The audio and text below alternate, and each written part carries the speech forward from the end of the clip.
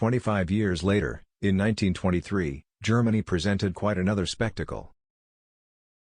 The formerly victorious German army, which everyone had considered invincible after Sedan, had been defeated in the greatest of all wars and reduced to a mere token army. The German emperor had been dethroned and exiled. Alsace and Lorraine, the gain in the war against France, had been lost once more. The government of the Reich, now a republic, was in the hands of the parties which Bismarck had stigmatized as Reichsfeinde, had hated with all his heart and persecuted with all his vigor, the Democrats, the Centrum, nay, the Social Democrats. A reassessment of the great founder of the Reich was thus unavoidable.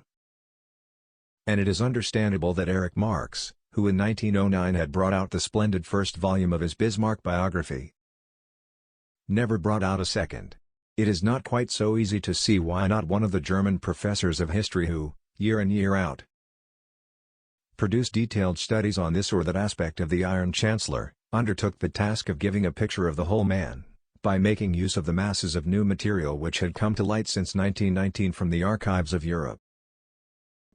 These included the German publications, Die große Politik der Europdischen Kabinette 1871-1914, Sammlung der Diplomatischen Akten des Auswärtigen Amts, HGG.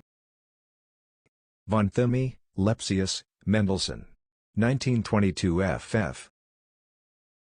Volume 1-6, Die Auswärtige Politik Preußens 1858-1871. Diploma Aktenstück, HGG. Von der Historischen Reichskommission. 1930 ff. Quellen zur deutschen Politik Österreichs, HGG. V.H. von Zwerbig. Die gesammelten Werke Bismarcks. Friedrichsruhe-Ausgabe, HGG. Von Thumé, Andreas U.A. 1926 ff. And the French publications, Les Origines diplomatiques de la guerre de 1870. Recueil de documents publiés par le ministère des Affaires étrangères, 1909 ff. Documents diplomatiques français, 1871-1914. 1929 ff. And the innumerable books of memoirs of German, French, English, and Russian statesmen and diplomatists. And now, 50 years after Bismarck's death, there is nothing left of his creation.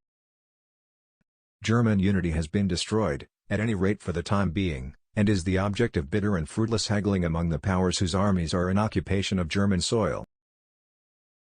Even if some form of German unity should in the end be restored, it will never be the whole Germany.